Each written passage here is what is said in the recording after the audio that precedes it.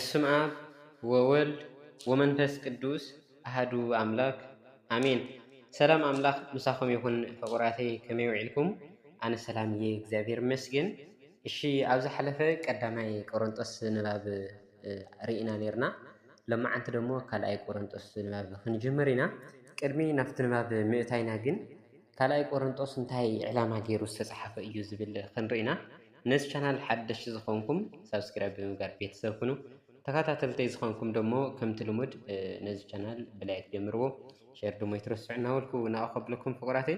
እሺ ንባብ ካልኣይ ቆሮንጦስ እንታይ ዕላማ ገይሩ ዝተፃሓፈ እዩ ዝብል ንእሽተን ክንርኢ። ጳውሎስ ምስቲ ኣብ ቆሮንጦስ ዝነበረት ቤተ ክርስቲያን ፀገም ኣብ ዝነበረሉ እዋን ነዛ ካልአይቲ መልእኽቱ ፀሓፈ። ገሊኣቶም ካብ ኣባላት እታ ቤተ ክርስቲያን ተሪር ነቐፋ ኣቕሪቦምሉ ነበሩ። ጳውሎስ ግና ንምትዕራቅ ዓብዪ ሃረርታ ከም ዝነበሮ እዚ እንተተፈፂሞ ከዓ ዓብዪ ሓጎስ ከም ዝስምዖ ይገልጽ። ኣብ መጀመርታ ክፍሊ መልእኽቱ ድማ ምስቲ ኣብ ቆሮንጦስ ዝነበረት ቤተ ክርስቲያን ዝነበሮ ርክብ ይገልጽ። በታ ቤተ ክርስቲያን ንዝበፅሖ ነቐፋን ፀርፍን ስለ እንታይ ኣትሪሩ መልሲ ከም ዝሃበ የረድእ። ኣስዒቡ ድማ እዚ ናቱ ተሪር መልሲ ናብ ንስሓን ናብ ዕርቅን ስለ ዝመርሖም ዝተሰምዖ ሓጎስ ይገልጸሎም። ቀፂሉ እውን ነቶም ኣብ ሃገር ይሁዳ ዘለዉ ክርስቲያን ንምርዳእ ብልግሲ ክህቡ የዘኻኽሮም። ኣብተን መወዳእታ ምዕራፋት ከዓ ገሊኣቶም ሰባት ኣብ ቆሮንጦስ ንባዕላቶም ሓቀኛታት ሃዋርያት ገይሮም ንኡ ንጳውሎስ ሃዋርያ ከም ዘይኮነ ቆፂሮም ስለ ዘቃልልዎ ናይ ብሓቂ ሃዋርያ ከም ዝኾነ ንኸረድእ ግቡእ መልሲ ይህብ ይብል። ቀዳማይ ምዕራፍ 1ና ምዕራፍ 2 ንባብ ካልኣይ ቆሮንጦስ ሓዚ ክንርኢና። ምዕራፍ 1 ንባብ ካልኣይ ቆሮንጦስ እንታይ ኢሉ እዩ ዝጅምር?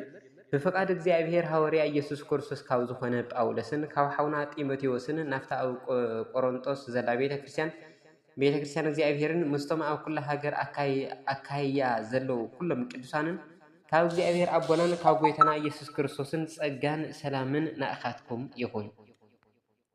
ምስገና ንእግዚአብሔር እቲ ኣቦ ምሕረትን ኣምላኽ ኩሉ መጽንዕን ዝኾነ ናይ ጎይታና ኢየሱስ ክርስቶስ ኣምላኽን ኣቦን እግዚኣብሔር ይባረክ።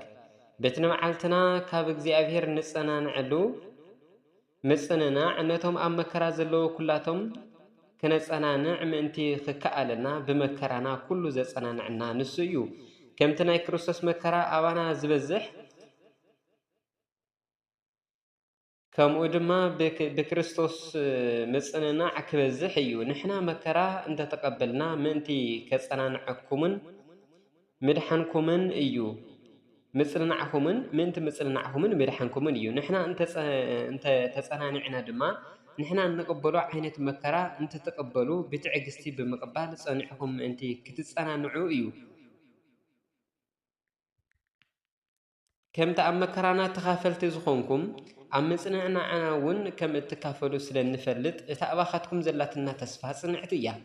ኣሕዋትና ኣብ ኤስያ ዝረኸብናዮ መከራ ክትፈልጡ እደሊ። ካብ ዓቕምና ንላዕሊ ስለ ዝኸበደና ንህይወትና ቀቢጽና እያ ነበርና። እወን ሞታት ብዘተንስእ እግዚኣብሔር እምበር ብርእስና ምእንቲ ከይንተኣማመን ንሕና በዓልትና ሞት ከም ዝተፈረደና ኣብ ውሽጥና ይስምዐና ነይሩ። ንሱ ንሞት ካብ ዘብጽሕ ሓደጋ ኣድሒኑና እዩ፣ ከድሕነና ድማ እዩ። ንዳሕራይ እውን ከም ዘድሕነና ብውኡ ተስፋ ንገብር ኣለና። ንስኻትኩም ከዓ ብጸሎትኩም ክትድግፉና ይግባእ። በቲ ናይ ብዙሓት ጸሎት እንረኽቦ ውህብቶ ጸጋ እግዚኣብሔር ብዙሓት ሰባት ብዛዕባና ንእግዚኣብሔር ከመስግኑ እዮም። ጳውሎስ መደብ ጉዕዝኡ ከም ዝለወጠ ንሕና ኣብዚ ዓለም እዚኣ ኣውራ ከዓ በቲ ምሳኻትኩም ዘለና ርክብ በቲ ካብ እግዚኣብሔር ዝርከብ ቅድስናን ቅንዕናን ከም ዝነበረና ሕሊናና ይመስክረልና እዩ። ነዙይ ከዓ ብጥበብ ሰብ ዘይኮነስ ብጸጋ እግዚኣብሔር ስለ ዝገበርናዮ ንምካሕ ኢና። ብዘይ እቲ እተንብብዎን እተስተውዕልዎን ካሊእ ኣይንጽሕፈልኩምን ኢና። ሕዚ ብሓደ ወገን ኢኹም እትፈልጡና በታ ጎይታና ኢየሱስ ዝመጸላ መዓልቲ ግና ከምቲ ንስኻትኩም ትምክሕትና ዝኾንኩም ንሕና እውን ትምክሕትኹም ከም ዝኾንና ኣጸቢቕኩም ከም እትፈልጡ ተስፋ እገብር ኣለኹ። በዚ ርግጸኛ ስለ ዝነበርኩን ድርብ ጥቕሚ ምእንቲ ክትረኽቡን ብመጀመርታ ናባኻትኩም ክመጽእ ደልየ ነይረ። ብኣኻትኩም ኣቢለ ከዓ ናብ መቄዶንያ ካሓለፍ እንትምለስ ድማ ካብ መቄዶንያ ናባኻትኩም ክመጽእ ንስኻትኩም ድማ ዘድልየኒ ሓጊዝኩም ናብ ይሁዳ ክተፋንውና ሓሲበ ነይረ። ከምዚ ኢለ ክውስን እንተለኹ ቅውም ሓሳብ ስለ ዘይብለይ ድየ ወይ እወ ክብል ፀኒሐ ኣይኮነን ብዝብል ልማድ እዛ ዓለም ዝምራሕ ስለ ዝኾንኩ ድየ እግዚኣብሔር እሙን ከም ዝኾነ ዝነገርናኩም ቃልና እወን ኣይኮነን ኣይነበረን። እቲ በኣይን ብስልዋኖስን ብጢሞቴዎስን ኣባኻትኩም ዝሰበኽናዮ ኢየሱስ ክርስቶስ ወዲ እግዚኣብሔር እወን ኣይኮነን ኣይነበረን። ብኡ ኩሉ ሻዕ እወ እዩ እምበር ብእግዚኣብሔር ተውሂቡ ዘሎ ኩሉ ተስፋ እወ ዝኸውን ብክርስቶስ እዩ። ስለዚ ከዓ እዩ ንኽብሪ እግዚኣብሔር ኣሜን እንብል። እቲ ንኣና ምሳኻትኩም ብክርስቶስ ዘጸናንዕናን ዘቐብኣናን እግዚኣብሔር እዩ። ናቱ ከም ዝኾናን ዝሓተመናን መፈለጥታ ዝገበረልናን ኣብ ልብና እውን መተኣማመኒ መንፈስ ቅዱስ ዝሃበናን እግዚኣብሔር እዩ። እቲ ናብ ቆሮንጦስ ዘይምምጻኤ ንኣኻትኩም ስለ ዘራህራኽብልኩም ከም ዝኾነ እግዚኣብሔር ምስክረ እዩ። ብእምነት ጸኒዕኹም ስለ ዘለኹም ምእንቲ ክትሕጐሱ ሓቢርና ክንሰርሕ ደኣ ኢና እምበር ኣብ እምነትኩም እንጉተት ኣይኮንናን ይብል። ተወሳኺ ንባብ ካልኣይ ቆሮንጦስ ምዕራፍ 2 እንትንርኢ ደሞ ስለዚ ብሓዘን መለይሰን ኣባኻትኩም ከይመጽእ ወሰንኩ። ኣነ እንተሓዚነኩም እቲ በኣይ ምኽንያት ዝሓዘነ እንተዘይኮይኑ ደኣ መን እዩ ዘሐጉሰኒ? እዚ ዝጽሕፈልኩም ዘለኹ ክመጽእ እንተለኹ ካብቶም ሓጐስ ክረኽበሎም ዝግበአኒ ጓሂ ምእንቲ ከይረክብ ኢለ እየ። ምኽንያቱ ሓጐሰይ ሓጐስ ኩልኻትኩም ከም ዝኾነ ከም እትፈልጡ ስለ ዝኣምን እየ። ብብዙሕ መከራን ጭንቀት ልብን ብብዙሕ ንብዓትን ዝጸሓፍኩልኩም ክሳዕ ክንደይ ኣጸቢቐ ከም ዘፍቅረኩም ምእንቲ ክትፈልጡ እምበር ምእንቲ ክሕዝነኩም ኢለ ኣይኮንኩን። ንዝበደለ ይቕረ ምባል ሰብ ዘሐዘነ እንተሃልዩ ንኣይ ጥራሕ ዘይኮነስ ከየኽብዶ ደኣ እምበር ንኹላኻትኩም እዩ ዝሐዘነ።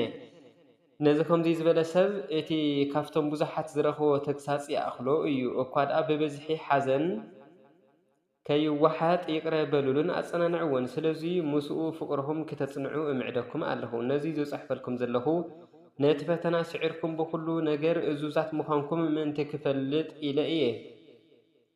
ነቲ ይቕረ እትብልሉ ኣነ እውን ይቕረ እብለሉ ኣለኹ። ነቲ ይቕረ ዝበል ኩሉ ሰብ ኣብ ቅድሚ ክርስቶስ ምእንታኻትኩም ኢለ እየ ይቕረ ዝበልክዎ። እዚ ማለተይ ከዓ ተንኰል ሰይጣን ከመይ ከም ዝኾነ ኣይንስሕቶን ኢና እሞ ከየታልለና ኢለ እየ።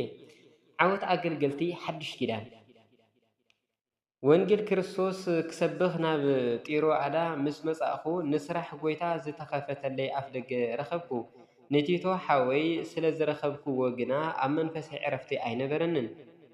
ስለዚ ካብኣቶም ተሰናቢተ ናብ መቄዶንያ ኸድኩ። ግና ነቲ ብክርስቶስ ገይሩ ኩሉ ሻዕ ናብ ዓወት ዝመርሐና ብኣና ገይሩ እውን ክርስቶስ ከም ዝፍለጥ ንምግባር ከም ጥዑም መዓዛ ኣብ ኩሉ ቦታ ንዝገልጽ እግዚኣብሔር ምስጋና ይኹኖ። ኣብ ማእኸል እቶም ዝድሕኑን እቶም ዝጠፍኡን ኣብ ቅድሚ እግዚኣብሔር መዓዛ ክርስቶስ ኢና እሞ ነዚኣቶም ካብ ሞት ናብ ሞት ዘብጽሕ መዓዛ ነቲኣቶም ከዓ ካብ ህይወት ናብ ህይወት ዘብጽሕ መዓዛ ኢና። ነዚ ነገር እዚ ብቑዕ እየ ዝብልከ መን ኣሎ? ብእግዚኣብሔር ተልኢኽና ብቕንዕና ኣብ ቅድሚ እግዚኣብሔር ብክርስቶስ ኮይንና ንዛረብ ኣለና እምበር ከምቶም ብዙሓት ብቓል እግዚኣብሔር ዝነግዱ ኣይኮንናን ይብል። ተወሳኺ ንባብ ካልኣይ ቆሮንጦስ ምዕራፍ 3 ይቐጽል። ወስብሐት ለእግዚአብሔር ልዑል ወለወላዲቱ ድንግል ወለመስቀሉ ክቡር አሜን።